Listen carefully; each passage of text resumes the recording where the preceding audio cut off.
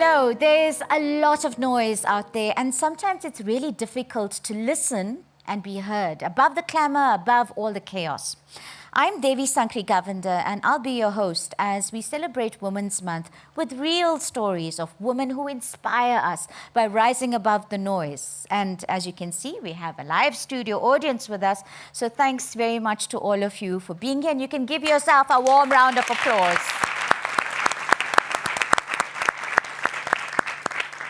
We also have the blue table today, and it's about an inspiring and informative conversation that will be happening right here at this blue table.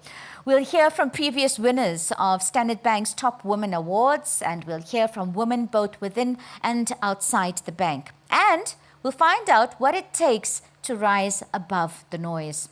I'm joined by a group of amazing women. Charmaine Majindu has headed up marketing teams at organizations such as Accenture, Ogilvy and Mather and Volvo, and most recently at Amazon Web Services. She won the Standard Bank Top Young Achiever Award in 2021. Tandiwe Njobe is responsible for the relationship banking proposition within Business Clients South Africa. She joined Standard Bank in 2006 and held several leadership roles in investment banking Africa regions before joining Business Banking South Africa in 2021. Koketso Diole is a senior analyst in enterprise banking propositions at Standard Bank. She has an absolute passion for ensuring impactful client experience and for facilitating access to entrepreneurial support and innovative solutions for a variety of businesses.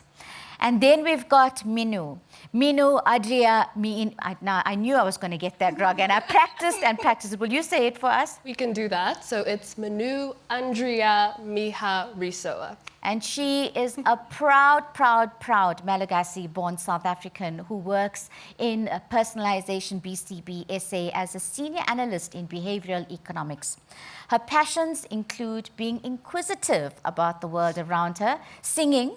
We won't ask her to do that, but maybe we should, and helping people. Welcome, everybody. Thank you so much for joining us. Charmaine, I'm going to start with you. How do you rise above the noise? Because we keep talking about it and we forget when we're in company of women, we forget the noise is there when we go back to work. Absolutely, Devi. And I think for me, really, it's about focusing on what I can control and really pouring into that. And I like to bucket my life as much as possible. So I would say looking at 3 Ps, be it my professional life, my personal life, and the people around me. And I invest my efforts and my time into that, into developing myself and my career, developing my relationships and nurturing them. And ultimately also just my personal being, making sure that I fill up my own cup so I can pour from that. But it's hard work, right? It is not easy. Think about that list. There's a lot going on. Act. Absolutely. But I think I would rather block out the noise that way by focusing on what I can control and where I can make the most impact. Yeah. Koketso, we go on to you now, and we're talking about younger women and the role that young women play. And this is specifically Gen Z and millennials. And play in terms of driving growth, driving innovation, and creating sustainability in our businesses. So I think there are various ways that these women contribute immensely to the business, and I think some of the ways that I believe they do, firstly, is they bring to the table a different level of education, because I think women in this age group are not necessarily afraid to come into the business with their honors and PhDs, right? So they're not waiting for being 50 to get all of these levels. I mean, our graduates come in with honors and masters, right, already at graduate level. And so I think they bring in a certain level of knowledge that they can share, test, adapt, and be able to implement in the business. And I think, secondly, women, generally carry very huge purchasing power in the market, right? So one of the things that we do is that if you have that large a number of women who carry purchasing power in the market, because close to 70 to 80% of women are the highest consumers in the market. Now you have these women that are coming into business, and they are able to influence the products that we design and we put into the market. And I think lastly, this generation of women is less afraid of taking risks. And so they go straight and they dive into it, and they're not afraid to be the outliers, and that's how innovation is normally bred, by unpopularity and things you've never heard or seen before. Minu, what tools though are available or should be available to support women, both in the bank, in organizations in general? So I think, first of all, having a blue table talk like this is really important because it allows us to see how far we've come, but also as myself being the youngest here, I can actually learn from you. I can actually see how some of the experiences that you guys have gone through, I can apply in my own life. So it's not just insightful, but it also allows me to see where I want to go in the future. And once again, it's nice to have that community of women around me who've shown me that things can be done and that I myself can do it too. And then finally, I was also thinking, maybe learning from some of the great women in the bank, like Simone Cooper or Janine, who is here with us as well. Maybe just, talking to them, seeing how they've come so far, and maybe also, just having those broader discussions about how I myself can make it to a position like that as well. And once again, it's all about learning, growing, and just being there for one another. Tandiwe, mentorship is definitely key, right? We know that. But how do we ensure now that this happens for these guys? Yeah, and I think it's a great question because, what it compels us to do is we have to think differently about the way we lead, and we have to think differently about the intentionality with what we do as leaders in bringing young people into the fore and co-leading alongside them. And I think to Koketso's point, we're at a point now where young people and young women are entering the workplace with almost a different profile to what we entered when we were starting out in our jobs. And so I think as leaders, as women leaders, we've got to be accountable to ourselves to make sure that not only do we lift as we rise, but we also, we mentor more and we manage less. So I think for me in my own personal journey, some of the nuggets that resonate with me around kind of bringing that to action is, as a leader, listen to lead. So listening is an important component of leadership, and we should never forget that, because I think listening allows us to understand, interpret, process, and respond in a way that responds to the needs of those that we lead. I think we need to coach to inspire. Inspired people deliver better outcomes. True. So you've got to be inspiring as a leader.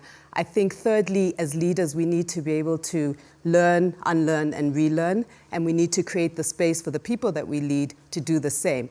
And then I think finally, and not just for women leaders, but something that I think is important, especially when you're in a big institution like a Standard Bank, is you've got to connect every single role of the people that you lead to the purpose and the strategy of the group, such that your team shows up every day knowing how everything that they do contributes to that bigger purpose. Because I think that for them kind of reinforces and validates their purpose and their contribution to the organization. So then, Koketso, what are the dynamics and what are the opportunities in managing younger leaders?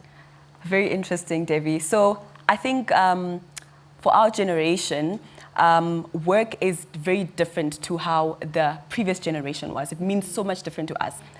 It has to really align with us, and so some of the things that we're going to have to look at as well is the fact that, from a Gen Z perspective, Gen Zs will leave a job because the vibes are off, and so you need to be able to create a healthy working environment for people like that to want to come to work and to stay at work and not leave because of you as the manager. People must leave roles because they've outgrown it, not necessarily because of you, the manager. There's a saying that says, people don't leave bad jobs, they leave bad managers. Yeah. And I think you need to be able to think about that consciously as a leader, to say, how am I creating a healthy working environment for this person to be able to come to work and stay here because they want to and they're growing?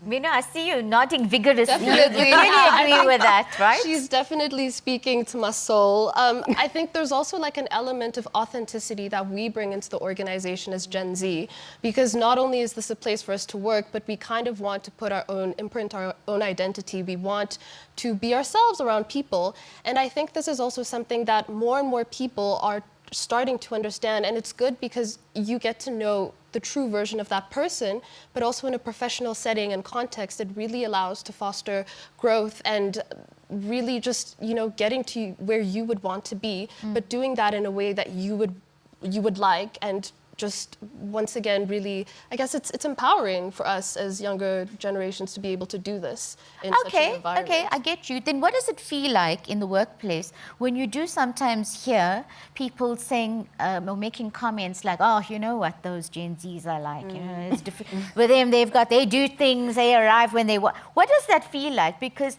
the perception that's often created is that your generation, your group of people, you don't want to conform to, you have to be at work at this time and do this and do it the old-fashioned way. Does that irritate you? I think it doesn't necessarily irritate me. I think that hard work looks different with our generation and the previous. I think what we have at our disposal is a certain tools that we use to make work easier. I mean, we now don't go through a manual process of referencing. We use tools like Mendeley, Zotero to be able to simplify the process. So what would have taken me 5 hours now takes me 2. And I think it's important for that to there be a clear distinction. I must write to those say things that down. That's what you said. I'm to going be to a write it clear down. distinction that just because I'm not putting in 16 hours doesn't mean I'm not working as hard. What is the output that I'm bringing to the table? That's what you should judge me on, not the amount of hours I spent at the office.